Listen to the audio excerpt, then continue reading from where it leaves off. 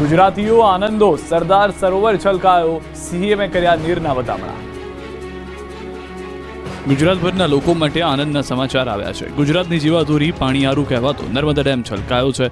Dam overflow થતાં નર્મદા નીરના વધામણા કરવા સીએમ કેવડિયા પહોંચ્યા હતા. સિઝનમાં પ્રથમવાર નર્મદા ડેમ છલોછલ થતાં વધામણા કર્યા.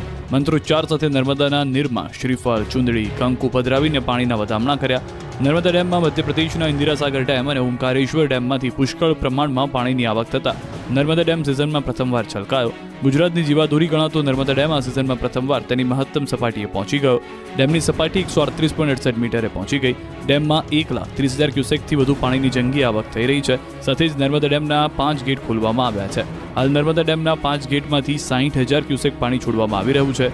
નર્મદા ડેમ સંપૂર્ણપણે છલોછલ થતાં આગામી 1 વર્ષ માટે રાજ્યના ખેડૂતોને સિંચાઈનું પાણી, પીવાનું પાણી તેમજ ઉદ્યોગને પાણી પૂરું પાડવા સક્ષમ બન્યું છે. ગત વર્ષે 1 ઓક્ટોબર 2024ના પ્રથમ નવરાત્રિએ ડેમ છલોછલ થયો હતો. આ વખતે 1 ઓક્ટોબર 2025 9મા નોરતે ડેમ છલોછલ થયો. ગુજરાતની જીવાદોરી સમાન સરદાર સરોવર નર્મદા બંધની જળ સપાટી 5મી વાર પૂર્ણ કક્ષાએ પહોંચી. આ વર્ષે થયેલા વ્યાપક વરસાદને પરિણામે નર્મદા બેસિન અને ડેમમાં પાણીની સારી આવક થઈ છે.